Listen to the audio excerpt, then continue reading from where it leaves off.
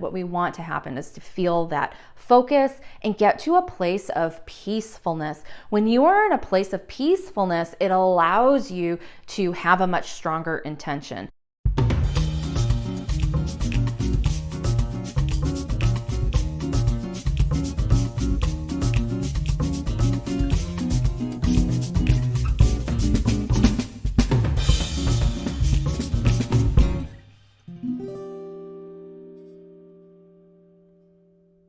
Welcome to another tea time. Happy New Year. We are going to spill the tea this week to kick off our year and have a super magical one at that. Most of the business witches who come to me tend to be a little scattered, and I think they tend to like me because for some reason I'm able to help people find focus. I really like focus. It's one of my favorite things. So what I like to do is teach a very simple productivity hack that's everywhere out on the Googles, so you can go look at this anywhere, but it's a 1-3-5 productivity system. It all starts with understanding and then also accepting your level of your personal capacity. What do I mean by capacity? Well, your capacity is how much you are able to naturally, without forcing it or trying to be like somebody else, how much you are able to handle. You can never produce more magic than what you are capable of creating. That light source that's inside of you is yours and entirely yours. And while it's true, you can get a little bit of a pick-me-up from external sources, they're really temporary and they're also not sustainable. So the first thing we want to do is define your capacity. We need to figure out how much do you actually have. This is really unique to every single person. Everybody that I've worked with has very different levels of this. And also, big news flash here, those levels change. They change regularly. It's kind of wild how that happens. But just like we go through really busy seasons in life, sometimes our capacity for producing extra magic is just kind of low because we're dealing with a lot of life things. You know, maybe you're a caregiver, or maybe you're a busy parent, or maybe you've just had a lot of health struggles, or it's just been a really exhausting year. Hello, pandemic. Anybody. So sometimes our capacity is a little bit diminished. But what we want to do is figure out, how do we define this better for ourselves so that we actually know how much we're dealing with in this moment. Whenever I see somebody reach burnout, it's usually because they've tried to push themselves beyond their capacity, or if they're having a really bad mindset moment and they're comparing themselves to other people, it's because they're not entirely sure where all that energy comes from for that other person, and recognizing what cycle you're in compared to the cycles that other people are in is going to be really, really useful. You're going to feel a lot more empowered, and you're going to feel a lot better about the stage that you're at. You are your first system. That is what we talk about around here. And if you're your own system, your productivity is going to require some big, tender, loving care, some TLC in the new year. And when you start tracking your patterns and habits, you will probably notice that you're not the same all year round. That there are times of the year when you have really high productivity, and there's times of the year when your productivity is a little lower. Or maybe you choose to have higher productivity at certain times of the year, and at other times of the year you choose to have lower productivity. The holiday season is a great example of this. A lot of people like to kind of slow down and shut down during the holidays, not necessarily because their brains just aren't on, but a lot of times it's because they want to spend time with family and they want to do other things, and they know that 12 months have gone by, it's kind of nice to have a break. So that's a really common collective cycle you see a lot of people do, but not everybody's like that. I've seen quite a few entrepreneurs who actually will take that quiet period when everyone else is busy baking cookies and going caroling and doing all kinds of travel activities, and they will then dial into their businesses and get caught up on so many things. And so what you want to do is pay attention to what feels good to you so you can start engineering your life in the coming year. And it's probably going to take you a good 90 days of good, consistent tracking to figure out, when do you write your copy for your email newsletters better? Is it on a certain day of the week? Is it a certain time of the day? And then you're going to have to actually test it, and test it more than once. And what we want to do is figure out, what is your capacity on any given day for busy work versus really good like thinking brain work. I recently did this in my own life. Like I re-engineered my whole schedule. I had a really big change. I had been coaching for a very large company and running my business for quite a few years. And what I discovered was once I put down the big coaching company and I was just back into my business, my schedule kind of changed. My energy changed. I had a totally different approach to my mornings and my days. And so when I played with my time blocks, I discovered that I had honestly a good 4-hour chunk in the middle of the day for really intense sprint-like brain work. That's kind of how I like to operate. But you might discover that you like having shorter bursts throughout the day. You're just going to want to play with it and figure it out. Nobody can tell you how you feel. Even me as a coach, you're in my coaching room, I can't tell you how you should feel, but I can reflect back to you what I notice about your patterns and habits. And so what you want to do is start kind of coaching for yourself by keeping track of these things. And your digital calendar is a great place for this. You can just start, marking what you were doing during certain times. There's all kinds of productivity systems that love doing time tracking. You don't have to be perfect at it, but do start paying attention to those patterns. So once you have some capacity awareness, what this does is it shows you what kind of consistency you can expect from yourself. And consistency is that magical ingredient that helps you do things like manifest your dreams and goals. Without consistency and consistent action, we don't actually make any headway and we don't finish things. We don't get to the completion of things. I like to use food analogies around here, so I call it cake, frosting, sprinkles. I think it's a little bit easier to wrap your head around, but basically this framework will help you really latch into, wait, how intentional am I being here? Am I doing things that matter? Or am I doing things that just sort of look like they matter, but I'm really just sort of wasting my energy at this point? So when you think about cake, like an actual cake, you've got the cake, the sponge cake, and then you've got frosting on it. And then usually there's decorations. So we're going to put sprinkles on that cake. Okay, so the one thing that you're going to do every day is the cake. You don't have a cake without cake, right? So in your business, it's the same thing. You don't have a business without the cake. You need to do that one important thing that's going to move the needle forward every day. And it should generally be something that has to do around generating revenue, because we make money in our businesses. That is what we do around here. And what I would encourage you to do is really think about, is this really cake?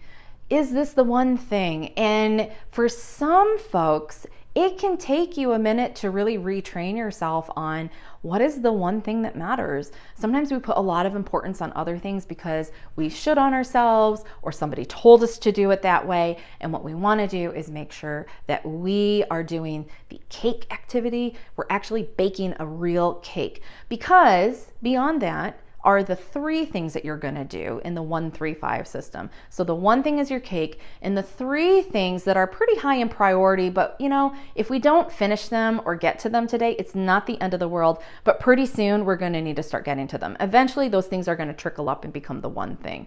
But the 3 things are the frosting. So the frosting goes on the cake.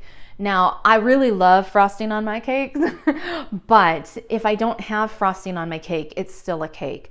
But if all I have is a pile of frosting and no cake, I don't have a cake. I just have a bowl of frosting. So I hope you're kind of picking up what I'm putting down here at this point. Now, a lot of times we have a lot of things that are sort of cluttering our brain. And what we want to do is think about, if on a magical day I was able to start getting to these 5 things, these 5 things would really help me. That is what we're going to put on the list of 5. If you have more than 5 things, I would recommend looking at that and starting to train yourself to look at what are the 5 things that actually matter the most right now and bump them up to that list of 5. If you have more than 5, put them on a backlog list where it's like, this is just sort of a brain drain. This is my brain dump area. And just keep a running list of like all those things until you start getting into better productivity and project management systems for yourself. But start with one thing, the most important thing, the cake. And then the 3 things that are pretty high in priority that you are definitely going to want to keep your eyeballs on, and that's the frosting. And then your 5 things where it's like, I'd really like to do these things, and that's the sprinkles. It's amazing how many times I get into a Zoom room with my mastermind people every year, and we always talk about cake frosting sprinkles at the beginning of our mastermind year. And everyone always has this big aha moment, even if they've done this exercise before with me. And they're like, oh my goodness, I have a pile of sprinkles today. And I hadn't even been thinking about it. And so when you think about baking a cake for your business, if you just have a pile of sprinkles or a bowl of frosting, but no cake, we've got a problem, and we want to make sure that we change that around so that we're actually producing something yummy and delicious that the rest of the world is going to want to eat. If you have a bakery, this is all very proverbial here, but if you have a bakery and you don't have any cake to sell, you just have bowls of frosting and sprinkles, that's not going to really go over very well with your audience. And this is usually where entrepreneurs realize that, oh, I've created a problem here. So here at Sensible Woo, we mix the woo with the sensible part, and on the woo-woo part, we do a lot of spellcraft. And spellcraft is really just the practice, kind of like going to the gym and lifting weights and getting stronger. You're getting stronger with yourself on your clarity, on your ability to focus, on your intentions, and being able to focus those into a place where you can actually see them through to a point of action and completion. So when we are dealing with our capacity as business witches, what we're doing is we are figuring out, how do I accept the capacity I have so I can use it to its maximum potential? And that allows me to take more consistent action. And I know what my rate of consistent action can be on any given day or season.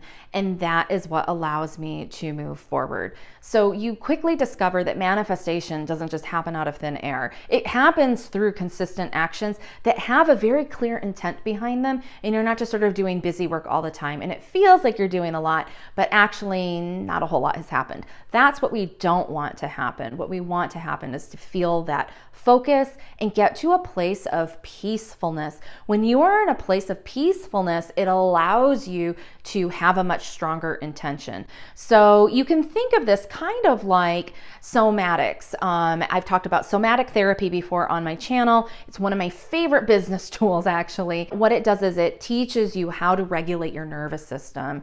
And so when you are manifesting, you're doing some business witchery, what we want to do is get into a regulated state and continue to get increasingly more and more regulated in our lives. It helps with our focus, it helps with our peaceful intentions, and it helps you actually achieve those magical goals that you have for the year. All of us will fall into patterns at some point in life where we get a lot of fuel and energy from some other place or some other person, something that is outside of ourselves. And what we want to do is do a really honest assessment. Where are we going to get that energy?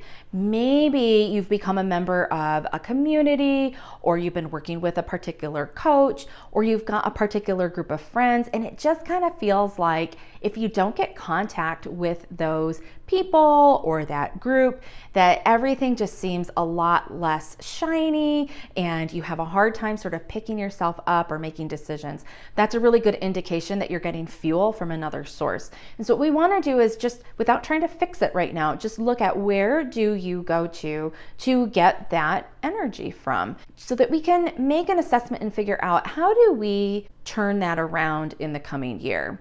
If you always rely on, say, your best friend to give you a pick-me-up or to help you fill your gas tank every morning, then what we want to do is figure out, how do you still enjoy time with your best friend in that beautiful relationship that you have?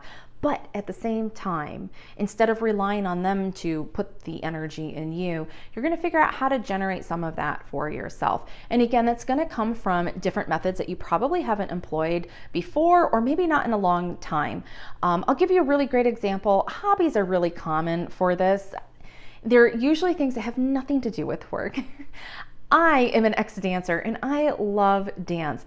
I have subscribed to a couple of dance apps in the last couple of years, and I do extremely bad hip hop lessons in my living room here. They're so bad, I just can't even describe how bad they are. But it fills my cup, moving my body, trying out new choreography, turning my brain on in different ways really helps me take a break from the things I'm doing. And it also allows my neural pathways, I mean, this is just straight up neuroscience here, but it allows my neural pathways a chance to relax.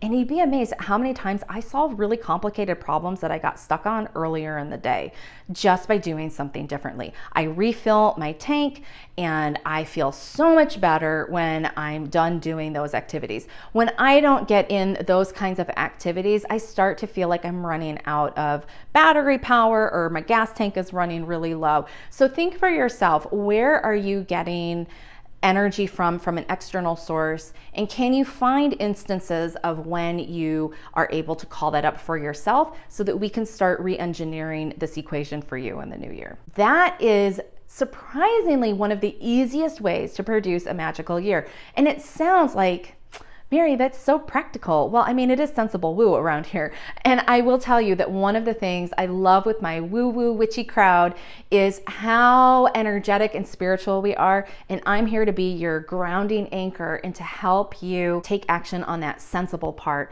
That sensible part is the part that's going to allow your magic to really take flight and soar this year. And so I'm going to encourage you to do something real practical, like find focus. When you have focus, you will feel more peaceful. It's going to be regulating your nervous system, which is going to enable you to make smarter decisions. Things won't be happening to you. You will be actually making plans and being a part of that process. And then you'll find that your manifestations actually start showing up. It is magical, but it's also very practical. So that's my tip for you for this year as we kick it off.